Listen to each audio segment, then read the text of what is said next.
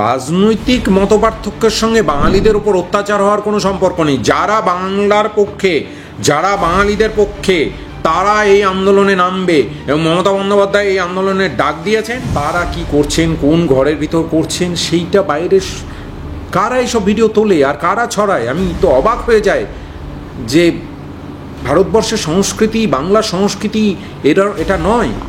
কিন্তু দলে থেকে দলের কিছু অনুশাসন থাকে, সেটা মেনে চলতে হয়। সেটা আমার পছন্দ হলেও মেনে চলতে হয়, অপছন্দ হলেও মেনে চলতে হয়, এবং যদি কিছু বলার থাকে সেটা দলের মধ্যে বলতে হয়। উনি বাইরে বলেই বাজার গরম করে তো কোনো লাভ নেই। তৃণমূল কংগ্রেস বাঙালির পক্ষে, বাংলা ভাষাভাষী মানুষের পক্ষে, বাঙালি জাতির পক্ষে যারা নামবে না, যারা এর বিরোধিতা করবে, সোজা ভাষায় তারা বাংলা এবং বাঙালিদের বিরুদ্ধে। এর বাইরে আর কোনো কিছু নেই, এর মাঝামাঝি কিছু হয় না। এই ধরনের অশিক্ষিত, বর্বর, রুচিহীন মানুষের রাজনীতিতে থাকাই উচিত না। মানুষ এদেরকে রাজনীতিতে এনেছে, তাতে রাজনীতির ক্ষতি হয়। এই ভদ্রলোক কিনা জানি না, এই মানুষটি, তিনি রাজ্যের মহিলা মুখ্যমন্ত্রী সম্পর্কে, মমতা বন্দ্যোপাধ্যায় সম্পর্কে কি হাফ প্যান্ট পরা না কি সব বলেছিলেন। উনি হামেশাই এই সমস্ত কথা বলতে পারেন এবং মনে করেন যে এইগুলো বলা বোধহয় বাক স্বাধীনতার মানে অন্তর্গত। যদি কেউ পার্সোনাল স্পেসে কোথাও কি করবেন না করবেন, তিনি ঘোষ, ভরচাজ, এইসবের সঙ্গে আমার কোনো সম্পর্ক নেই। এই বিষয় নিয়ে রিয়াকশন দিতে আমার রুচিতে বাধে। যারা দর্শক আছেন তাদেরকেও বলি, ওই গালিগুলো শুনে ওনারা ভাইরাল, মানে বলে ওনারা ভাইরাল হন, কারণ আপনারা ভাইরাল করেন। কিন্তু দিনের শেষে আমরা দেশকে কিছু না কিছু দেখতে চাই, সেটা হচ্ছে রাজনীতি। আর এই ধরনের কথা বলে ভেসে থাকা, এটা হচ্ছে মিডিয়া নীতি। কদিন পর মমতা বন্দ্যোপাধ্যায় বলেছেন এই যে বাঙালিদের ওপর অত্যাচার করা হচ্ছে ভিন রাজ্যে, তা নিয়ে তিনি পথে নামবেন। কদিন আগে দেখলাম বাম সংগঠন তারা পথে নেমেছিল, যেখানে দাঁড়িয়ে তৃণমূলের রাজনৈতিক মত পার্থক্য থাকলেও বামেদের সাথে এই বিষয়ে লড়াইয়ের লক্ষ্য কিন্তু এক আপনাদের সাথে। তো সেক্ষেত্রে কি আপনারা একসাথে পথে নামবেন? না, এখানে রাজনৈতিক দলের বিষয়ই নয়, বিষয়টা হচ্ছে বাঙালি জাতি এবং বাংলা ভাষাভাষী মানুষের বিষয়। সেখানে বাংলার প্রত্যেকটা মানুষ এর বিরুদ্ধে রাস্তায় নামে, প্রতিবাদ করবে। প্রত্যেকটা রাজনৈতিক দল তাদের মতো করে করবে, কিন্তু রাজনৈতিক মতপার্থক্যের সঙ্গে বাঙালিদের উপর অত্যাচার হওয়ার কোনো সম্পর্ক নেই। যারা বাংলার পক্ষে, যারা বাঙালিদের পক্ষে, তারা এই আন্দোলনে নামবে এবং মমতা বন্দ্যোপাধ্যায় এই আন্দোলনের ডাক দিয়েছেন, অর্থাৎ তিনি বাঙালির পক্ষে। তৃণমূল কংগ্রেস বাঙালির পক্ষে, বাংলা ভাষাভাষী মানুষের পক্ষে, বাঙালি জাতির পক্ষে যারা নামবে না, যারা এর বিরোধিতা করবে, সোজা ভাষায় তারা বাংলা এবং বাঙালিদের বিরুদ্ধে। এর বাইরে আর কোনো কিছু নেই, এর মাঝামাঝি কিছু হয় না। হয় বাঙালির পক্ষে, নয় বাঙালির বিরুদ্ধে। ঠিক করে নিতে হবে। এবং পশ্চিমবাংলার মানুষ দেখছে কারা বাঙালির পক্ষে, কারা বাঙালির বিপক্ষে, সেই মতো লড়াই হবে। জগদীপ ধনকর তিনি রাজ্যের রাজ্যপাল ছিলেন, সেই সূত্রে আপনাদের সাথে তৃণমূল কংগ্রেসের সাথে তার যে অম্লমধুর সম্পর্ক আমরা দেখেছি। দেখা যাচ্ছে তিনি যে উপরাষ্ট্রপতির পদে ছিলেন, সেখান থেকে শারীরিক অসুস্থতার কারণে তিনি সেখান থেকে ইস্তফা দিয়েছেন। আপনি এই বিষয়টাকে কীভাবে দেখছেন? এটা কি নিছকই তার শারীরিক অসুস্থতা, নাকি তার পেছনে কেন্দ্রের কোনো চাপ রয়েছে? আমার মনে হয় এটা আমাদের দেশের মাননীয় প্রধানমন্ত্রী শ্রী শ্রী নরেন্দ্র মোদীজি বলতে পারবেন। এটা ওনার ওই A+B এর হোল স্কোয়ারের 2AB কোথায় চলে গেল, ওই 2AB ধনকর সাহেব হয়ে গেছেন। এটা উনি ব্যাখ্যাটা ভালো দিতে পারবেন যে ওই 2AB ধনকর সাহেব আর 2AB এক করে ফেলেছেন, বাকিটা উনি বলবেন। কংগ্রেস বারবার দাবি করছে এই যে জগদীপ ধনকরকে সরানো হলো, কোথাও কি তিনি কেন্দ্রের কথা মতো চলছিলেন না? তৃণমূল কংগ্রেসের এই বিষয়ে কি মত? তো এখানে তৃণমূল কংগ্রেসের কোনো বলার বিষয় নেই। গোটা দেশের মানুষ বুঝতে পারছে কোথা থেকে কি হচ্ছে, এবং আগামী দিনে আরও পরিষ্কার হবে পুরো বিষয়টা। পরবর্তী উপরাষ্ট্রপতি কে হবেন সেগুলো সমস্ত দেখে, এটা জাতীয় রাজনীতির বিষয়।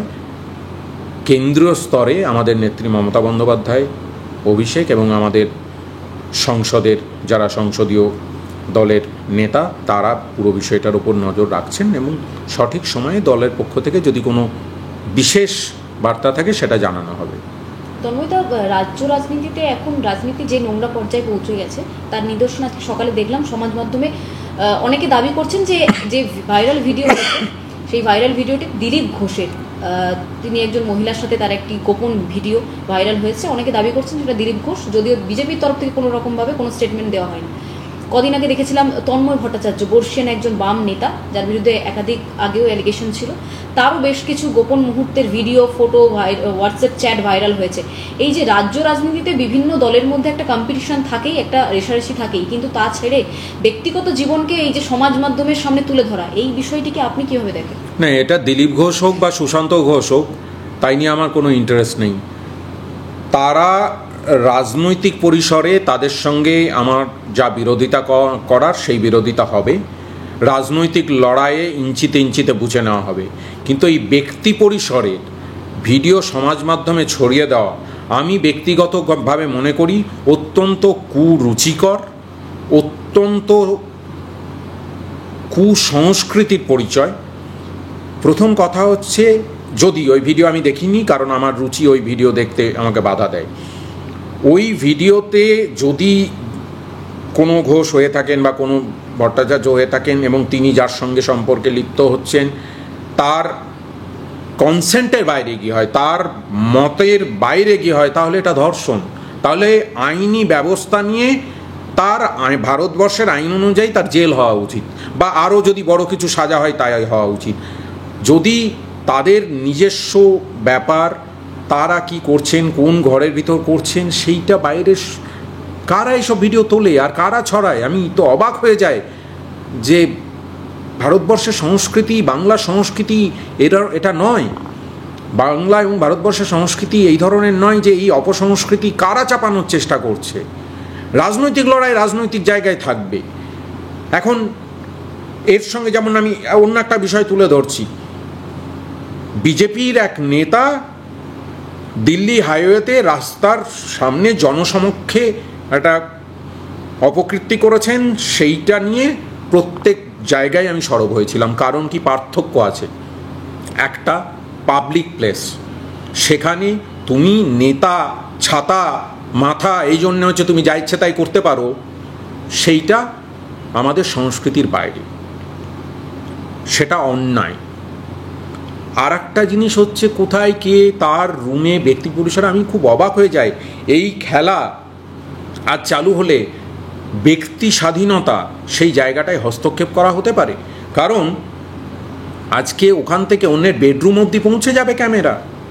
আমি ব্যক্তিগতভাবে রাজনৈতিক আমার মতামত, আমি এই সংস্কৃতির বিরুদ্ধে। যদি কোথাও বলপূর্বক এই ধরনের ঘটনা ঘটে থাকে তাহলে সেটা ভারতের আইন অনুযায়ী ধর্ষণ এবং তার বিরুদ্ধে শাস্তি হবে। আদারওয়াইজ যদি কেউ পার্সোনাল স্পেসে কোথাও কি করবেন না করবেন, তিনি ঘোষ, ভট্টাচার্য, এইসবের সঙ্গে আমার কোনো সম্পর্ক নেই। এই বিষয় নিয়ে রিয়াকশন দিতে আমার রুচিতে বাধে। বাকি কে কি বলছেন তাতে আমার কোনো কিছু এসে যায় না। ভরতপুরের বিধায়ক, আপনাদের দলের একজন বিধায়ক হুমায়ুন কবির, তিনি বারবার মিডিয়াতে ভেসে থাকেন নিজের বিতর্কিত মন্তব্যের জন্য, এবং এই সাম্প্রতিকালে তিনি আরেকটি মন্তব্য করেছেন। তো সেই মন্তব্য শোনার পর নতুন দল তৈরি, তার যে একটা জল্পনা সামনের জানুয়ারি মাসে, সেটা শোনার পর কি আপনি ব্যক্তিগতভাবে মুখপাত্র হয়ে যোগাযোগ করেছিলেন আপনার দলের এই বিধায়কের সাথে? না, আমার এটা যোগাযোগ করার কথা নয়। আমাদের দলীয় শৃঙ্খলা আছে, দলীয় অনুশাসন আছে, দলীয় শৃঙ্খলা রক্ষা কমিটি আছে, তারা তাকে শোকজ করেছে, তার উত্তর নিয়েছে, দলের সর্বোচ্চ নেতৃত্বের বার্তা তার কাছে পৌঁছে দেওয়া হয়েছে। তারপরে উনি ব্যক্তিগত স্তরে কি করবেন না করবেন সেটা ওনার ব্যাপার, উনি করতেই পারেন। আর যদি ওনার বিবেক এত জাগ্রত হয় তাহলে উনি এই মুহূর্তে দাঁড়িয়ে পদত্যাগ করে তারপরে অন্য কিছু করতেই পারেন, সেটা ব্যক্তি স্বাধীনতা আছে। কোনো মানুষ রাজনৈতিকভাবে কি করবেন, কোন দলে যাবেন, নিজের দল খুলবেন, অন্য দলে যাবেন, সেই স্বাধীনতা ভারতবর্ষের সংবিধানে আছে, ভারতবর্ষের গণতন্ত্রে আছে। আমরা তো গণতন্ত্রে বিশ্বাস করি, উনি করতেই পারেন, তাতে অসুবিধা নেই। কিন্তু দলে থেকে দলের কিছু অনুশাসন থাকে, সেটা মেনে চলতে হয়। সেটা আমার পছন্দ হলেও মেনে চলতে হয়, অপছন্দ হলেও মেনে চলতে হয়, এবং যদি কিছু বলার থাকে সেটা দলের মধ্যে বলতে হয়। উনি বাইরে বলেই বাজার গরম করে তো কোনো লাভ নেই। একদম শেষের প্রশ্নে যাচ্ছি তন্ময়দা। দিলীপ ঘোষ তিনি বেশ কিছুদিন আগে একটা মন্তব্য করেছেন সাংবাদিকদের সম্মুখীন হতে গিয়ে। তিনি বলেছেন, এই যে আপনি এই মুহূর্তে বাংলা হান্টের সাক্ষাৎকার আমরা নিচ্ছি, আপনাকে টেলিভিশনের পর্দাতেও দেখা যায় তর্ক বিতর্ক বিভিন্ন অনুষ্ঠানে। দিলীপ ঘোষ বলেছেন, এই যে ইউটিউবার কিংবা বেশ কিছু যে বুদ্ধিজীবী যারা বক্তব্য নিজের পেশ করেন ইউটিউবে, তারা বেজন্মা। এই যে বেজন্মা হিসেবে সাংবাদিকদেরকে বা স্বাধীন সাংবাদিকদেরকে তিনি বলেছেন, মন্তব্য করেছেন, এই বিষয়ে আপনি কিভাবে দেখছেন? আমি অশিক্ষিত বর্বর এই লোকগুলো রাজনীতির পরিসরে থাকা উচিত নয়। এই ব্যক্তি এতক্ষণ আগের প্রসঙ্গে বলছিলাম না, লোকে শুনলে মনে করতে পারে ডিফেন্ড করছে, কারণ ওই ঘটনাটা যে সংস্কৃতির জন্ম দেয় আমি সেই সংস্কৃতির বিরুদ্ধে। আবার ঠিক একইভাবেই এই ধরনের অশিক্ষিত বর্বর রুচিহীন মানুষের রাজনীতিতে থাকাই উচিত না। মানুষ এদেরকে রাজনীতিতে এনেছে, তাতে রাজনীতির ক্ষতি হয়। এই ভদ্রলোক কিনা জানি না, এই মানুষটি তিনি রাজ্যের মহিলা মুখ্যমন্ত্রী সম্পর্কে, মমতা বন্দ্যোপাধ্যায় সম্পর্কে কি হাফ প্যান্ট পরা না কি সব বলেছিলেন। উনি হামেশাই এই সমস্ত কথা বলতে পারেন এবং মনে করেন যে এইগুলো বলা বোধহয় বাকস্বাধীনতার মানে অন্তর্গত।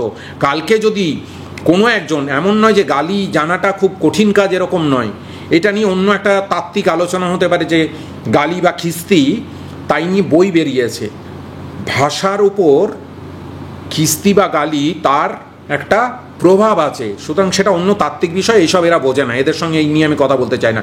কিন্তু তাদের এই ধরনের মানুষ, তাদেরকে যদি কেউ 4 অক্ষর 6 অক্ষরের গালিগালাজ করে, সেটা কি ভালো জিনিস হবে? এইটা করার জন্য তো রাজনীতি করতে আসার কথা নয়।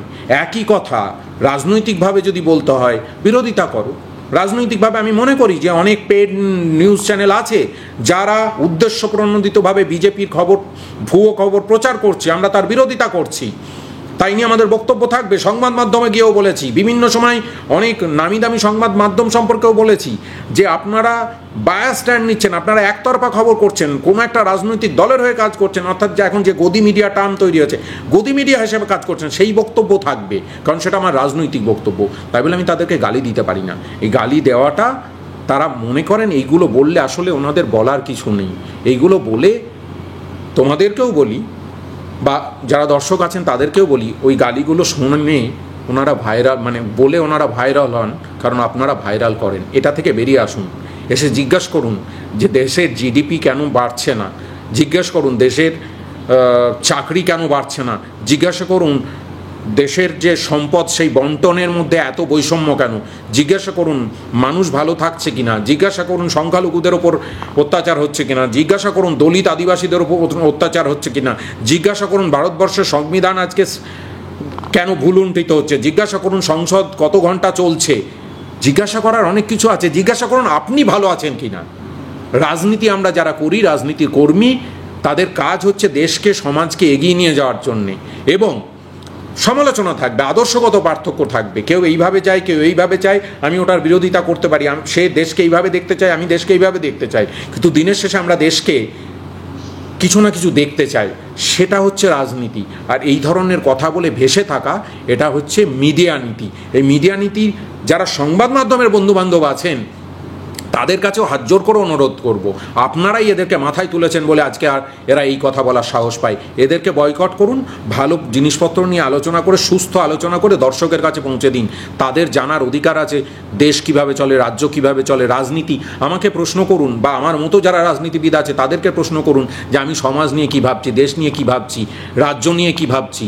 আমার সেই প্রশ্নটা যত কঠিনই হোক না কেন, সেই প্রশ্নটা তোলার অধিকার আপনাদের আছে। সেইগুলো করুন, উত্তর দেওয়ার চেষ্টা করুন। আরো ভালো ভালো খবর দেখতে সাবস্ক্রাইব করুন বাংলা হান্টের ইউটিউব চ্যানেল। বাংলা হান্টের আরো খবর দেখতে নজর রাখুন। বাংলা খবর মানেই বাংলা হান্ট।